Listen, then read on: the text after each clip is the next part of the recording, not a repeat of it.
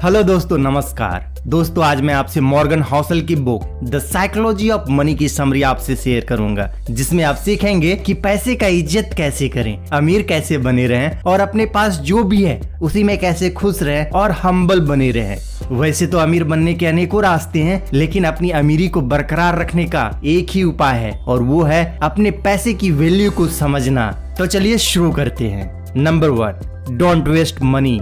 चलिए इसे एक कहानी के माध्यम से समझते हैं। एक टेक्नोलॉजी एग्जीक्यूटिव था जिसने अपनी यंग एज में ही बहुत सारा पैसा और कंपनियां बना ली थी, लेकिन वह पैसे की कदर नहीं करता था। वह हर समय अपने पास नोटों की बंडल लेकर घूमता और अपने अमीर होने का दिखावा करता। एक दिन वह अपने दोस्तों को एक नोटों की गड्डी देकर कहता है कि इसे सोने के सिक्के में कन्वर्ट करके लाओ। उसके बाद वह अपने दोस्तों के साथ मिलकर गेम खेलता है कि कौन सोने के सिक्के को कितना दूर फेंक पाता है। पैसे के साथ उसका यह व्यवहार उसे जल्द ही बैंकक्रप्ट बना देता है। ऑथर अपने बुक में एक दूसरी कहानी भी बताते हैं। रोनाल्ड जेम्स नाम का एक साधारण सा व्यक्ति था जिसने 25 वर्षों तक गैस स्टेशन पर कारों की मरम्मत की और 17 वर्षों तक फर्श पर झाड़ू लगाया। लेकिन जब उस व्यक्ति की मौत 92 ईयर बाद हुई तो उसके चर्चे देश विदेश के न्यूज चैनल और अखबारों में होने लगी, क्योंकि मरते समय उसके पास 58 करोड़ की संपत्ति थी। आखिर उसके पास इतना पैसा आया कहां से? इसके बारे में पता किया गया तो पता चला कि वह ब्लू चिप फंड में पैसे लगाया करता था और कंपाउंडिंग के पावर से उसका छोटा सा इन्वेस्टमेंट इतना बड़ा नेटवर्थ बन गया। अब ऑथर टेक्नोलॉजी एग्जीक्यूटिव और एक साधारण से सफाई कर्मी के पैसे के प्रति बिहेवियर को कंपेयर करते हैं और कहते हैं कि पैसे को अर्न करना या उसे सेव करने के लिए किसी टेक्निकल नॉलेज की जरूरत नहीं है, बल्कि यह इसके ऊपर डिपेंड करता है कि आप पैसे को खर्च कैसे करते हैं। पैसे के प्रति आपका रवैया क्या है। पैसा कमाना एक स्किल है जिसे कोई भी इंसान सीखकर फाइनेंशियल सक्सेस पा सकता है। जहां एक टेक्नोलॉजी एग्जीक्यूटिव वेल एजुकेटेड होने के बावजूद बैंकक्रप्ट हो गया, वहीं एक सफाई कर्मी जो अनपढ़ होने के बावजूद पैसे के प्रति अपने बिहेवियर को अच्छा रखता है, ब्लू चिप स्टॉक में इन्वेस्ट करता है और एक दिन करोड़पति बन जाता है। नेक्स्ट, कोई भी मूर्ख नहीं है। आज की पीढ़ियां फिल्म देखने, लॉटरी का टिकट खरीदने और गेम खेलने के पीछे अपने पैसों का ज्यादातर हिस्सा खर्च कर देते हैं। यह काम ज्यादातर वही लोग करते हैं जो गरीब होते हैं और ऐसे लोग इमरजेंसी में 20-25 हजार रुपए भी अरेंज नहीं कर पाते। क्या ऐसे लोगों का लॉटरी टिकट खरीदने का कोई सेंस बनता है? ऐसे लोगों को उन पैसे को इमरजेंसी नीड के लिए बचा कर रखना चाहिए,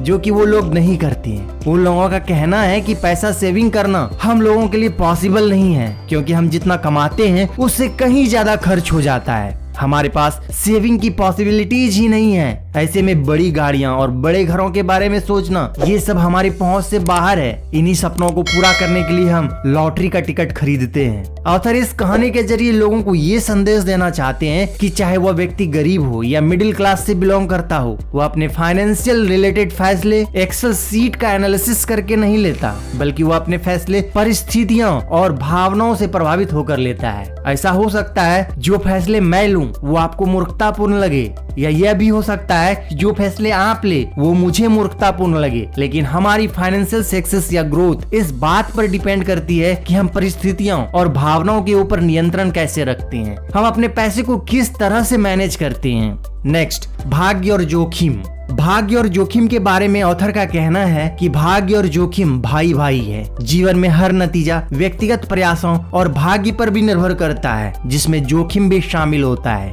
आइए इसे हम एक स्टोरी से समझते हैं। 1968 में जब बिल गेट्स स्कूल में पढ़ने जाते थे तो उस समय पूरे वर्ल्ड में 30 करोड़ उनके जैसे स्टूडेंट हाई स्कूल में पढ़ा करते थे। वो जिस लेक साइड स्कूल में पढ़ा करते थे उनके पास बच्चों को सिखाने के लिए कंप्यूटर भी था। बिल गेट्स अपने स्कूली दोस्त केंट इवांस के बारे में कहते हैं, अगर केंट ने मेरे साथ ही स्कूल छोड़ दिया होता तो आज वह मेरी कंपनी माइक्रोसॉफ्ट के फाउंडर होते। लेकिन उन्होंने अपनी पढ़ाई जारी रखी और माउंटेन क्लाइंबिंग के दौरान उनकी मौत हो गई। उन्होंने उस जोखिम का सामना किया जो लाखों में से एक व्यक्ति करता है, क्योंकि माउंटेन क्लाइंबिंग करने लाखों लोग जाते हैं लेकिन उसमें मरता कोई एक ही है। इस प्रकार से लेखक भाग्य और जोखिम को समझाते हैं, जिसका मतलब यह हुआ कि बिल गेट के सफलता के पीछे उनके भाग्य का हाथ है। हालांकि सफलता मिलने के पीछे भाग्य के अलावा और भी कई फैक्टर होते हैं, जैसे कि एफर्ट, हार्ड वर्क, डिसीजन और सही मार्गदर्शन पर काम करना।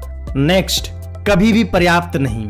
साइकोलॉजी ऑफ मनी के बारे में समझने के लिए लेखक कोलकाता में जन्मे रजत गुप्ता का उदाहरण देते हैं और बताते हैं कि रजत अनाथ होने के बावजूद 40 साल की उम्र में मैकेंजी के सीईओ बने। उनके पास 2008 के दौरान कुल $100 मिलियन थे, जिसे वह चाहते तो बैंक में रखकर इंटरेस्ट इनकम के जरिए बिना कुछ किए ही 2 घंटे में 1 लाख रुपया कमा सकते थे। लेकिन वो इतने पैसे से संतुष्ट नहीं थे, वो करोड़पति से अरबपति बनना चाहते थे और इसी लालच में उन्होंने ऐसा काम कर दिया जिससे वर्षों का बना बनाया रेपुटेशन मिट्टी में मिल गई। वह बोर्ड मीटिंग में मिले सीक्रेट्स जानकारियों को फाइनेंशियल प्रॉफिट के लिए बेच दिया करते थे। इनसाइडर ट्रेडिंग के गुनाह में उन्हें दोषी करार देकर जेल में डाल दिया गया।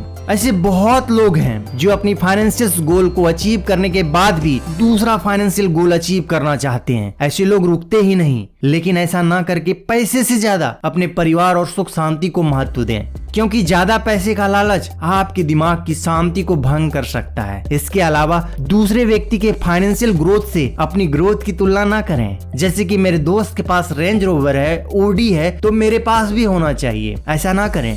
Next, power of compounding.